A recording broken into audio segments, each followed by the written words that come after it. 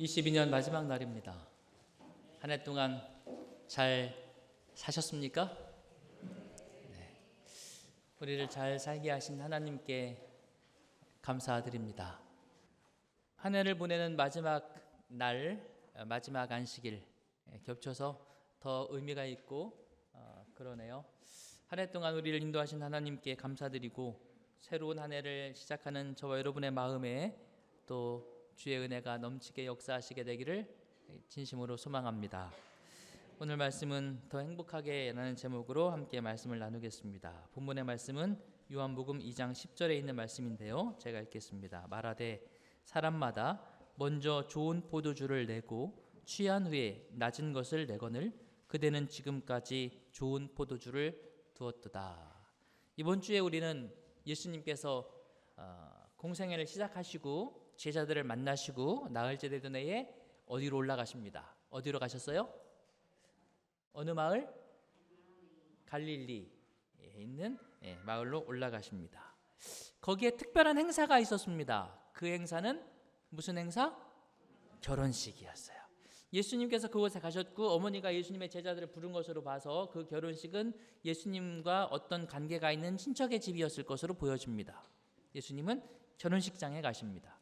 재미있죠? 예수님께서 세상을 창조하시고 아담과 하와를 딱 창조하신 다음에 그 다음에 하신 일이 뭐예요? 아담을 창조하신 다음에 하와를 창조하시면서 짝지어 주셔서 가정을 만들어 주셨어요. 창조하시면서 인간을 창조하시고 그 다음 하신 일이 결혼식 주례하신 거잖아요. 그렇죠? 예수님도 이 땅에 오셔서 공생애를 시작하실 때 침례 받으시고 그리고 제자들을 부르신 다음에 그리고 첫 번째 기록되는 첫 번째 예수님의 공식적 행사가 어디 가시는 거? 결혼식장 가시는 것입니다. 겹치죠? 서로? 예수님은 또 하나님은 우리들의 가정 삶에 대하여 얼마나 깊은 관심을 가지고 계신가를 보게 됩니다. 하나님의 은혜로 여러분의 삶과 가정에 은혜가 넘치고 축복이 넘치는 귀한 삶이 되시기를 간절히 바랍니다. 꼭 가정이라고만 말할 수는 없고요. 주님은 좀 더 넓은 의미로 보면 우리 한 사람 한 사람의 삶에, 현실적 삶에 행복하기를 원하시는 것 같아요. 그래서 우리가 행복한 삶을 살게 하시려고 우리에게 많은 것들을 주시기 원하십니다. 그래서 우리가 늘 행복한 삶을 주님과 누리셨으면 참 좋겠습니다. 제가 언젠가 설교하면서 그 말을 한 것 같은데 여러분 아이들에게 가장 많이 하는 말이 무슨 말 많이 하신가 하면 부모들이 숙제했니? 이런 말 많이 하죠. 그죠? 공부 열심히 했어? 이러잖아요. 그죠? 근데 사실은 하나님의 마음으로 자녀들을 보면 자녀들에게 가장 많이 던져야 될 질문이 뭐일 것 같아요? 밥 먹었니? 밥 먹었니? 그래서 지금 행복할까요? 우리 아이가 행복한가? 너 행복해? 라고 물어봐야 돼요. 남편과 아내 사이에도 자꾸 그거를 이렇게 봐줘야 될 것 같아요. 그죠? 가만히 있자. 지금 내 남편이 지금 행복한가? 이렇게 행복해 보이세요? 좀 안 행복해 보이네. 왜 안 행복할까? 내 아내가 지금 행복해 보이시나요? 하나님께서는 늘 우리의 행복에 관심을 가지고 계십니다. 그래서 주님은 맨 처음 가신 것이 결혼잔치에 가셨어요. 자, 우리가 이제 예수님의 삶을 이렇게 보다 보면 예수님과 결혼식과 관련된 장면들을 여러 번 만나게 됩니다. 그래서 오늘 먼저 유대인의 결혼식이 어떤 것인지를 먼저 좀 이렇게 소개를 좀 해드릴게요. 예수님 당시뿐만 아니라 그 이전부터 구약 시대부터 예수님 당시까지 유대인들이 결혼식을 하는 모습은 거의 비슷했습니다. 대략 이래요. 이렇게 보다가 내가 저 김현순하고 결혼을 해야 되겠다 이러잖아요. 그러면은 맨 먼저 뭐를 해야 되는가 하면 남자가 여자의 부모님을 찾아갑니다. 찾아가서 꾹꾹 절을 하면서 따님 제게 주십시오 이렇게. 그럼 부모님이 뭐라고 말할까요?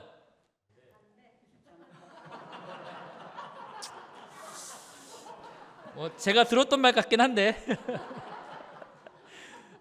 유대인의 풍습에 지창금은 가져왔나 그래요. 지창금. 지창금에 아멘을 해. 당시 지참금이 얼마 정도 되는가 하면 일반적으로 20세겔 정도가 지참금이었어요. 20세겔이 얼마쯤 되는 금액인지 감이 잘 안 오시죠? 쉽게 설명해서 20세겔이면 당시 목동들이 2년 월급을 모은 돈이 20세겔 정도 됩니다. 적은 돈이 아니죠. 그렇죠? 그래서 2년치 급여에 해당되니까 아마 여러분이 계산해 보세요. 제 급여랑 여러분 급여랑 다르니까 계산해 보세요. 그 정도가 이제 돼요. 예외 규정들이 있었습니다. 남자가 처녀를 결혼하기 전에 예를 들어서 건드려서 범했어요. 범죄잖아요, 그죠? 그랬을 경우에 너 이 여자랑 반드시 결혼해야 돼라고 이건 결혼해야만 됩니다. 그럴 때에는 지참금이 얼마로 올라가는가 하면 50세겔로 올라가요. 50세겔. 그래서 50세겔을 내고 그 여인과 결혼을 하는 게 레위기에 있는 규정입니다. 그러고 보면 여러분 야곱이 결혼할 때 몇 년 일해줬죠? 목동으로서 7년 일해줬어요. 7년. 그런데 엉뚱한 여자를 보내줬잖아요. 그래서 다시 몇 년?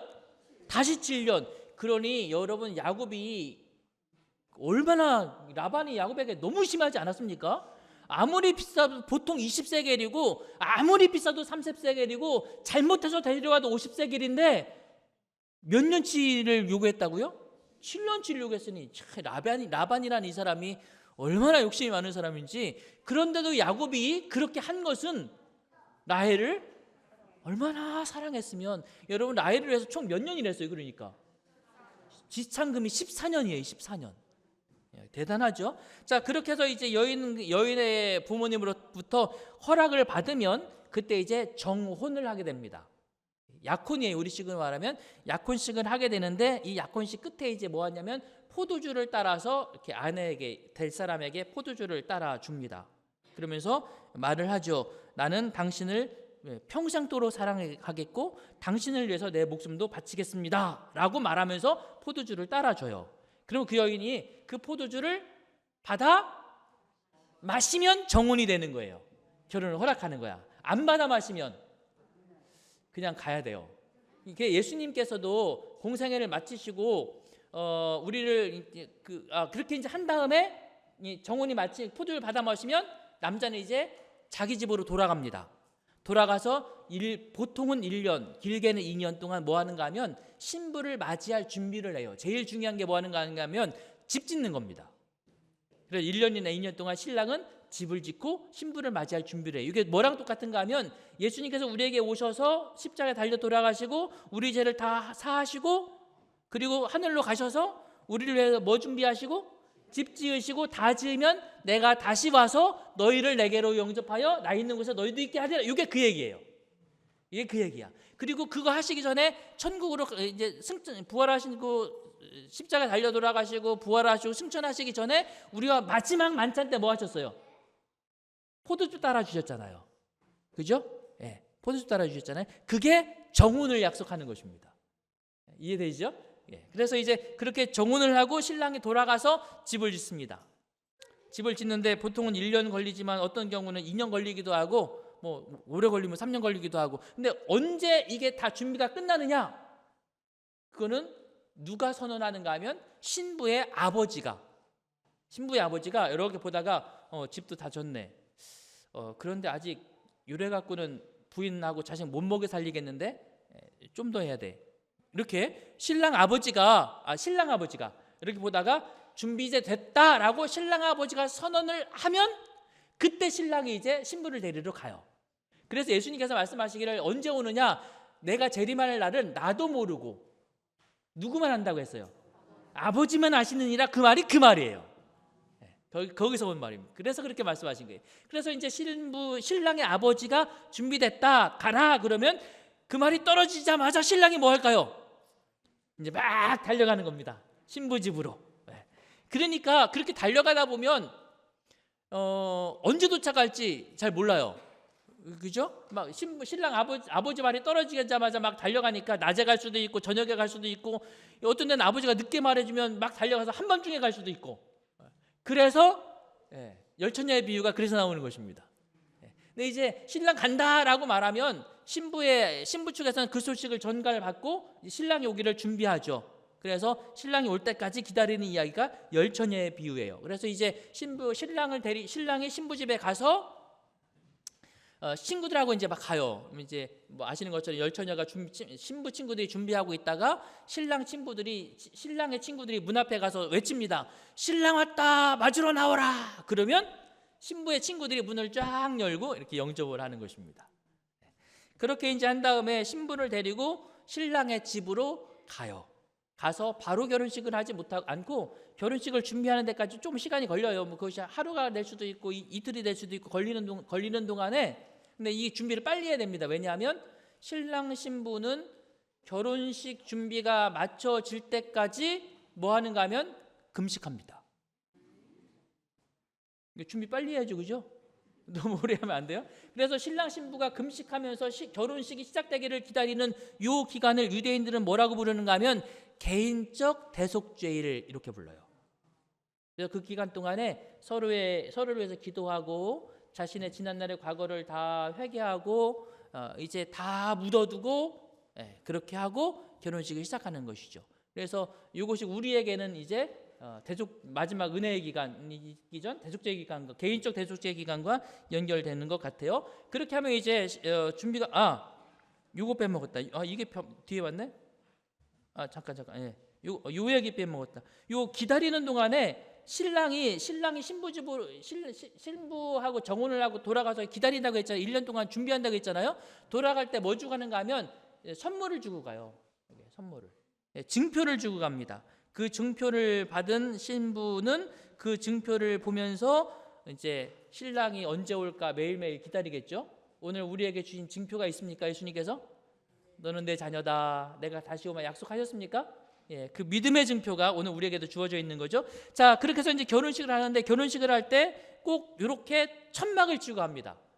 텐트 같이 이렇게 천막을 치고 해요. 지금 보는 건 이거는 요즘 사진이라서 요즘에는 호텔에서 결혼식을 해요. 근데 예전에는 어디서 했는가 하면 야외에서 했어요. 그리고 언제 했는가 하면 밤에 했어요.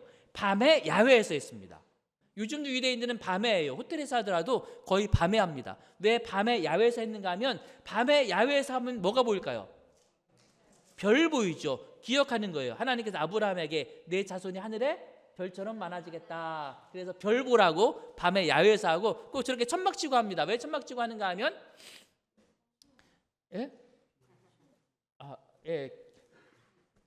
장막 생활을 기억하기 위해서 저렇게 한다고 그래요.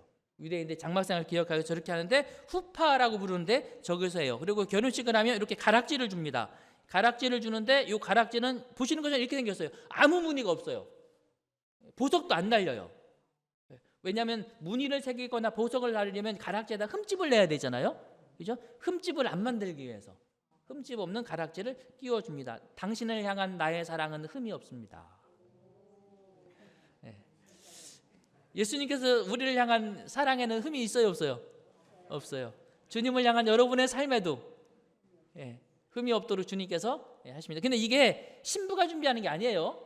다 누가 준비하는가 하면 다 신랑이 준비해요. 지창금부터 결혼식 반지 다 신랑이 준비해요. 이게 우리는 뭐만 가면 돼요? 너는 몸만 와. 예수님께서도 우리에게 그렇게 말씀하시잖아요. 그렇죠? 너 아무것도 필요 없다. 나 믿고 와라. 그냥 믿음만 가지고 오면 된다. 이게 이제 주님께서 우리가 말씀하시는 것입니다. 결혼식 맨 마지막 순서가 이겁니다. 이게 뭘 것 같아요? 은박지 안에 뭘 넣어놨어요? 뭘 넣어놨는가 하면 유리컵을 넣어놨어요. 그리고 이제 결혼식이 끝나면 신랑이 유리컵을 발로 꽝 밟아서 깨트리면 결혼식이 끝납니다. 이제 우리의 과거는 다 산산조각 나고 이제부터 우리는 새 삶을 시작합니다 라는 의미예요. 그래서 우리가 예수님 오시면 이제 죄된 삶에서의 모든 것은 다 뭐예요? 다 깨지고 다 사라지고 주님과 새 삶을 살아가는 우리의 결혼식도 그렇게 시작됩니다. 자, 이제 그 다음에 여기 이제 딱 깬 다음에 신랑 신부가 손을 잡고 친구들과 대동해서 어디로 가는가 하면 예전하고 요즘은 다르지만 뭐 이 사진은 요즘 사진이에요. 요즘은 호텔에서 하는데 결혼식이 딱 끝나면 그 결혼식장 옆에 이렇게 방이 하나가 있어요. 그리고 그 앞에 이렇게 적어놨습니다. 신랑 신부의 방입니다. 방해하지 마세요. 요즘이고요. 옛날에도 이렇게 방으로 들어갑니다. 요 방으로 들어가서 신랑 신부가 첫날 밤을 보내는데 친구들은 밖에서 기다려요. 그러다가 옛날에 그랬다는 얘기예요. 예전에는 그렇게 기다리다가 신랑과 신부가 첫날 밤을 지냅니다. 그리고 신랑이 나와가지고 소리를 쳐요. 뭐라고 하시는가 하면 내 신부가 정결했습니다. 처녀가 맞아요. 이렇게 소리쳐요. 그러면 친구들이 밖에서 기다리고 있다가 하객들을 향해서 소리칩니다. 신부가 처녀래요. 정결한 사람 맞답니다. 그러면 회중들이 그때부터 노래를 부르고 악기를 연주하고 박수를 치면서 춤을 추기 시작해요. 이제 결혼식이 다 완전하게 끝나고 정식 부부가 탄생했다, 이런 의미입니다. 그래서 이게 이제 마지막 심판으로 연결될까요? 우리가 이제 하늘나라에 가면 하나님께서 너는 나의 정결한 신부다라고 이제 공증하시는 거죠. 요즘에는 호텔에 사기 때문에 그렇게 하지 못하고 요 방에 들어가서 15분 동안 요즘에는 신랑 신부가 함께 기도하는 것으로 대치되었어요. 그래서 15분 동안 기도가 마치고 신랑 신부가 나오면 그때부터 뭐가 시작되는가 하면 이럽니다. 이제 소리는 안 나오네요. 뭐예요? 이게 유대인의 결혼식이에요. 이제 결혼식이 그래서 맞춰지고 나면 그때부터 뭐 하냐면 춤추고 노래하고. 그래. 하나만 더 보여드릴게요. 온 가족들과 이웃들과 친구들이 다 같이 모여서 이렇게 춤추고 노래하고. 이거 결혼식이라고 말해서 그렇지 그냥 보면 그냥 막 축제죠, 축제. 그죠? 근데 이게 지금만 그런 게 아니라 예수님 당시도 그랬어요. 결혼식이 끝나면 그때부터 뭐 하냐면 춤추고 노래 부르고. 요즘에는 유대인들이 흔히 저녁 7시에 결혼식을 시작해서 10시가 되면 결혼 예식이 다 끝나고 10시부터 축제를 시작하면 춤추고 노래 부르고 음식 먹고 막. 그래서 몇 시에 끝나는가 하면 새벽 4시가 넘어가야 끝나요. 밤새 놀아.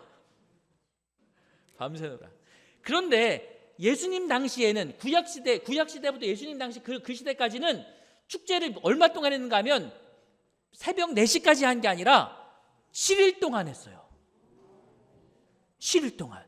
그래서 여러분 야곱이 처음에 라헬과 결혼 못하고 레아랑 결혼했잖아요. 그래서 야곱이 레아네? 그리고 항의하니까 삼촌 라반이 뭐라는가 하면 7일만 참아라 이러잖아요. 왜 7일 참느냐 하면 7일 동안 뭐 해야 되니까.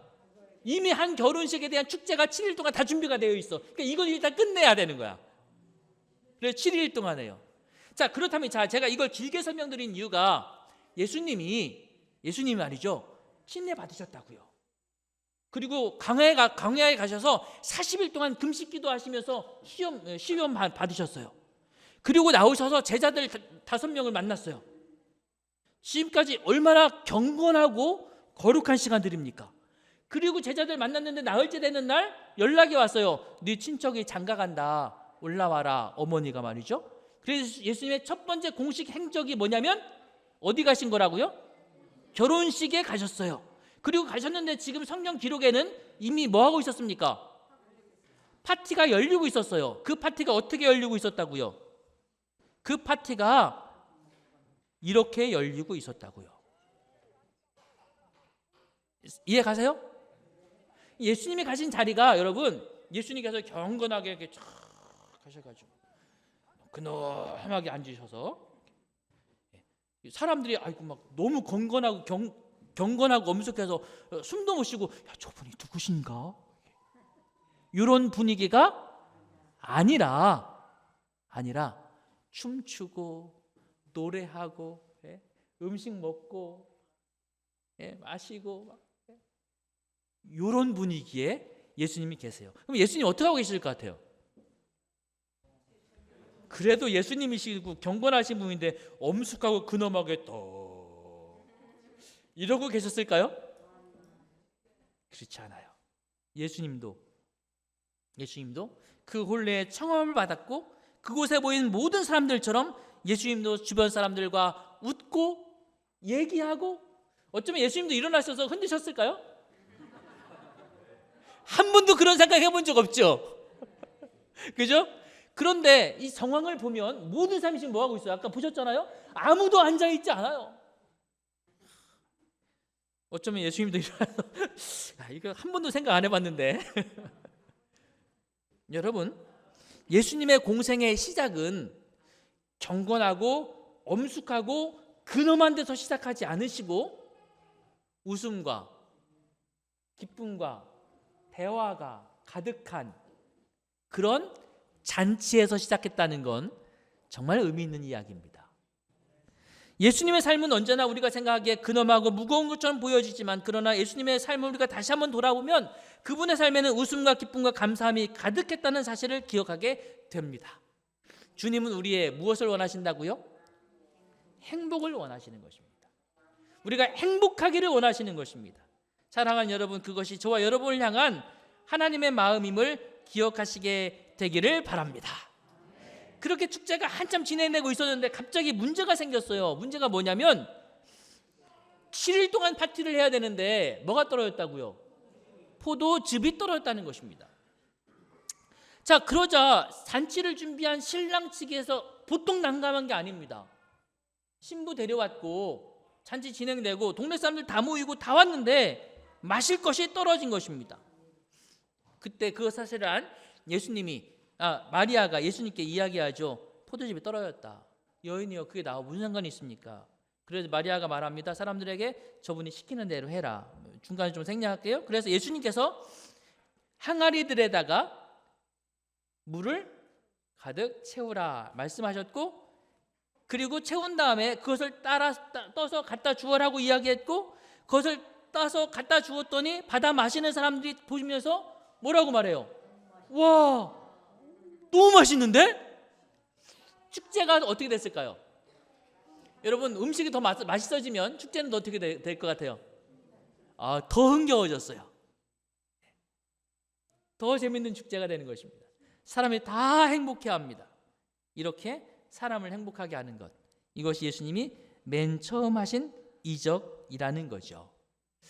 그 포도즙을 마시게 된 연회장이 이렇게 말합니다. 사람마다 다 같이 시작. 먼저 좋은 포도주를 내고 취한 후에 낮은 것을 내거늘 그대는 지금까지 좋은 포도주를 두었도다 합니다.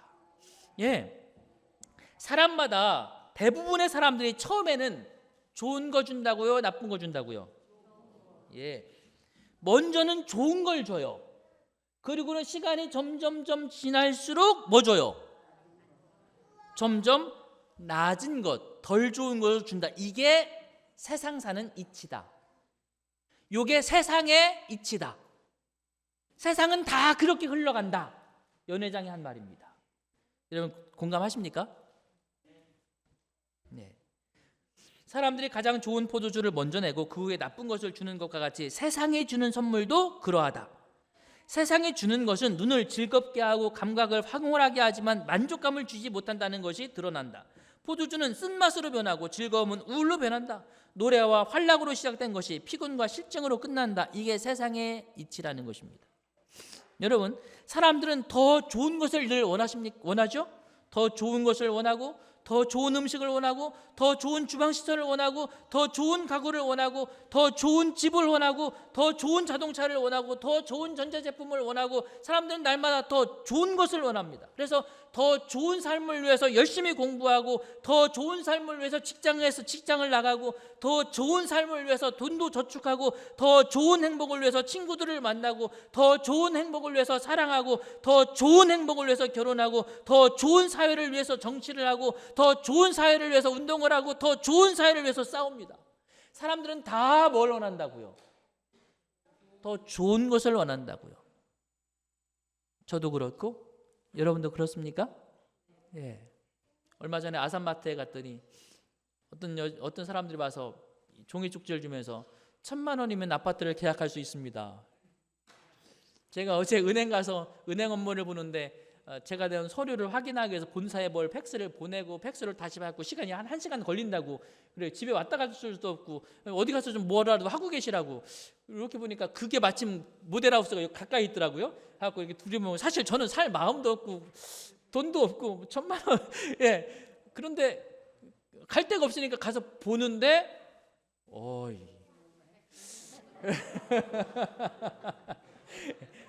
제가 지금 뭘 본 거예요? 더 좋은 거. 다 우리는 그것을 원합니다. 그래서 우리는 더 좋은 것을 찾아서 살아가고 일하고 활동합니다.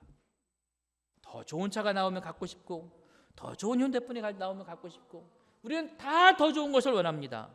그래서 우리는 좋은 사회를 만들어 갑니까? 우리나라가 사실 어찌 보면 참 좋은 나라 같아요. 여기 파란색이 무엇을 의미하는가 하면 글자를 읽을 수 있는 사람이 97% 이상인 나라. 이게 파란색이에요. 북쪽에만 있어요. 남쪽에는 남아공하고 호주하고밖에 없어요. 우리나라는 중간에 이렇게 끼었는데 우리나라하고 일본만 이렇게 딱. 그러면 우리나라 좀 대단한 나라입니다, 그죠? 그런데 여러분, 우리나라 1등 보겠습니다. 우리나라가 1등하는 거. 인구당 핸드폰 보유량 세계 1위, 초고속 인터넷 가입률 세계 1위, 인터넷 이용 시간도 세계 1위. 많이 쓰시죠? 컴퓨터 보급 세계 1위, 반도체 생산 세계 1위, 제철 조각 세계 1위, 단일 원자로 구 발전소 이용률 세계 1위, 의학 캡슐 세계 1위, 스키 장갑 생산 세계 1위. 이게 왜 들어왔어? 네티즌 참여율 세계 1위, 손톱깎이 생산율 세계 1위. 이거 있잖아요. 777. 세계 1위 정말 많아요. 우리가 만들어낸 사회입니다. 텐트 생산 세계 1위. 그래서 우리가 많이 캠핑을 하는군요. 낚싯대 생산 세계 1위, 냉동 컨테이너 제작 세계 1위, 쇼트트랙, 태권도, 양궁 세계 1위, 어린이 인터넷 이용률 세계 1위. 인터넷과 관련된 게 왜 이렇게 많아? 세계 1위. 우리는 정말 세계에서 괜찮은 나라에 살고 있습니까? 더 좋아지는 삶을 누리고 있습니까? 더 좋아지는 삶을 누려요. 청년들이 말합니다. 언제가 좋았어? 어른들에게 묻습니다. 언제가 좋았어요? 청년 때가 좋았지. 청년들에게 묻습니다. 언제가 좋았어요? 그래도 학생 때가 좋았지. 학생들에게 묻습니다. 언제가 좋았어? 그래도 어릴 때가 좋았지. 어디에 갔더니 어른들은 낯선 사람 보고도 이상한 질문 자꾸 막 하시잖아요, 그죠? 이게 앉아 있는데 옆에 어떤 노인분이 앉으셔서 저한테 묻습니다. 나이가 어떻게 되시오? 저 이제 몇 년 있으면 60인데요. 그랬더니 그 어른분이 뭐라고 말씀하시는가 하면, 아이고 좋을 때네. 생각해보면 제일 좋을 때는 언제예요? 지금이에요. 그래도 우리는 더 좋은 삶을 추구하죠. 그런데 다른 1위를 볼게요. 우리나라 세계 1위, 자살률 1위. 세계에서 1등인 게 50가지인데 부정적인 거 보니까 50가지. 2위가 7개 있어요. 상하위 소득격차 심한 순위 2위, 국공립대 등록금 비싼 순위 2위, GDP 대비 공교육비 2위, 등록금 가격 비싼 순위 2위, 여가 순위 뒤에서 2위, 성범죄 발생국 2위, 소득 불평등 순위 2위. 참 좋은 나라? 근데 이게 우리나라만이 아니라 사람이 살아가는 사회가 모두 다 뭘 원한다? 더 좋은 걸 원한다. 그러나 실제로는 어떻다?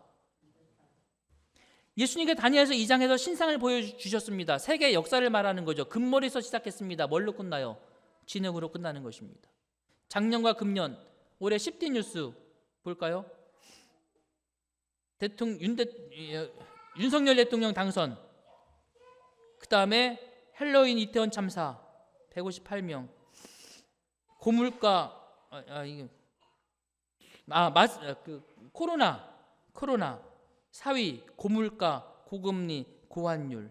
5위 북한 이딴 ICBM 도발, 한반도 강대강, 전쟁 위험 더 높아지고 있고. 누리호 성공은 정말 좋은 일이고요. 월드컵 16강도 쾌거입니다. 문화가 우리나라에서 막 앞서가요. 9위 우크라이나 침공, 10위 엘리자베스 2세 여왕 별세. 이런 게 10대 뉴스랍니다. 작년과 올해 우리는 더 좋은 사회를 살아가고 있나요? 정치는 더 안정되었어요? 나라는 더 평화로워졌습니까? 우리가 살아가는 사회입니다. 개인의 인생도 그래요. 이렇게 시작합니다. 이렇게 성장하죠. 가족을 꾸립니다. 멋지게 늙어가죠. 그리고 마지막엔 누구나 가는 길입니다. 세상은 우리에게 뭘 준다고요? 보통 사람들은 갈수록 뭘 내나요? 이게 우리의 인생입니다. 그런데 예수님이 거기에 오셨다고요. 그렇게 흘러갈 수밖에 없었던 그 잔치에 누가 오셨다고요? 예수님이 오셨다고요. 그리고 예수님께서 하신 일이 뭡니까? 더 좋은 포도주를 꺼내놓는 것입니다. 사랑하는 믿음의 성도 여러분, 저와 여러분의 삶에 주님이 함께 하시는 삶이 되어지기를 간절히 바랍니다. 세상이 더 나쁜 것을 주지만 하나님께서는 우리에게 더 좋은 것을 주시는 분이심을 기억하시게 되기를 바랍니다. 거기에 항아리가 있었어요. 항아리가 무슨 항아리였는지 혹시 기억하십니까? 돌항아리. 뭐에 쓰는 항아리? 결례 항아리. 결례 항아리가 무슨 뜻이에요? 손 닦는 항아리. 정답. 거기까지 성경을 읽으신 분은 정말 잘 읽으시는 분들이에요. 결례 항아리란 뭐냐면 잔치에 들어오려면 음식을 먹어야 되니까 사람들이 음식 먹으려면 유대인은 꼭 뭐 했어요? 손 닦는 결례 예식을 행해야 됐어요. 그거 하라고 뭐 갖다 놓은 거예요? 항아리를 갖다 놓은 건데 손님이 많으니까 몇 개나 갖다 놨다고요? 6개나 갖다 놨어요. 거기 사람들이 들어올 때마다 다 뭐 했어요? 거기다가 손을 푹 담근 다음에 이렇게 해갖고 이렇게 하면 쭈르륵 흘러내리죠? 그런 다음에 손 툭툭 물기 닦아내면 그게 결례입니다. 즉 6개 항아리 전부 거기 들어온 사람들이 다 뭐 했다고요? 손 담갔다고요.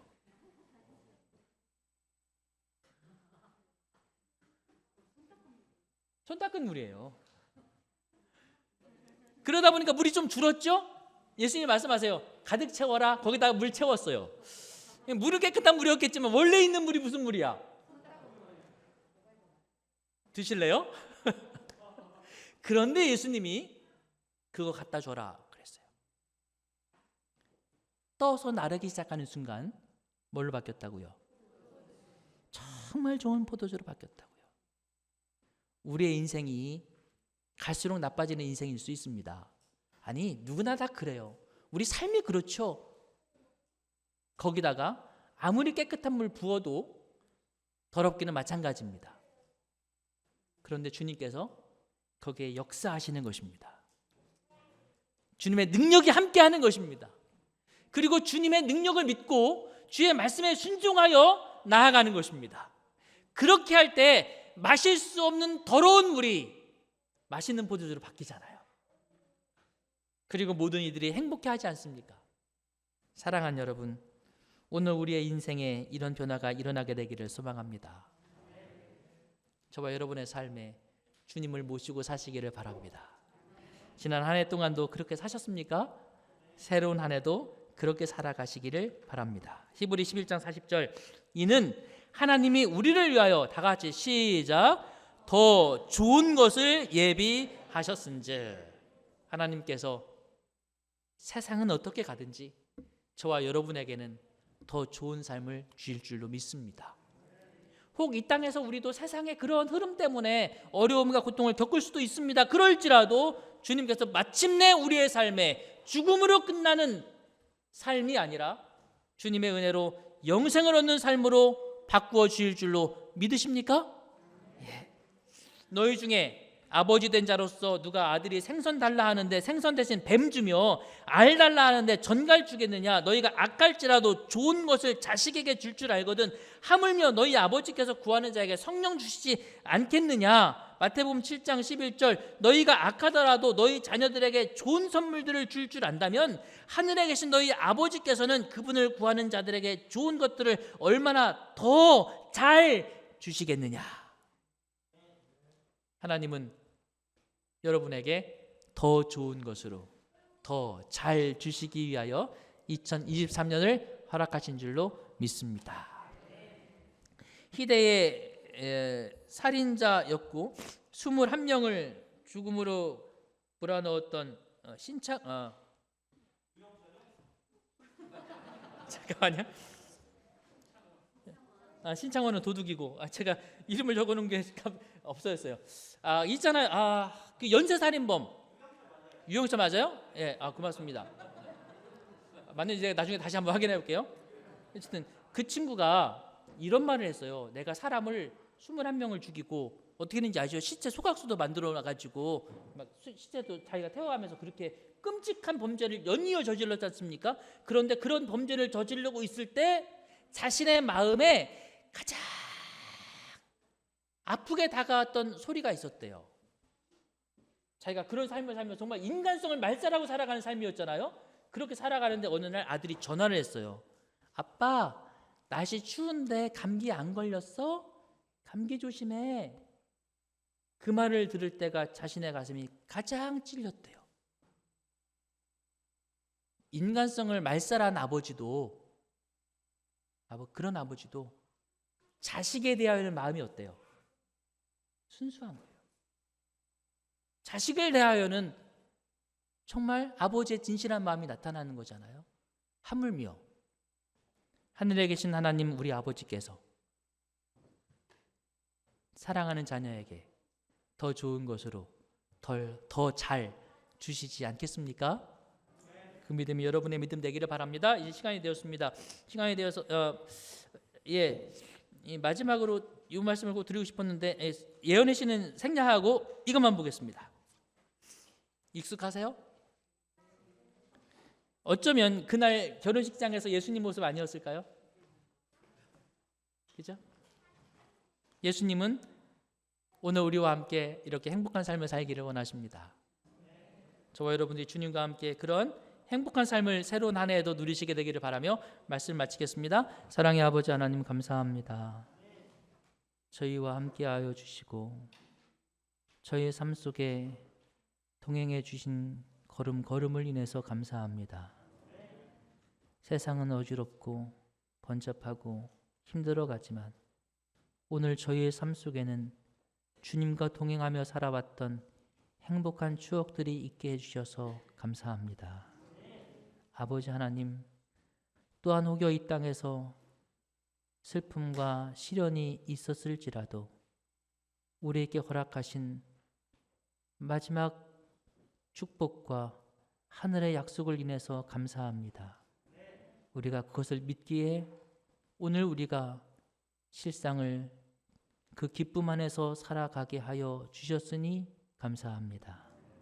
새로운 한 해도 우리에게 기쁨 주기를 원하시는 예수님, 우리를 행복하게 하시기를 소망하시는 예수님, 더 좋은 것으로 더 잘 주기를 원하시는 예수님을 기억하게 하시고 주님 믿고 주님과 동행하는 삶이 되게 하여 주시옵소서.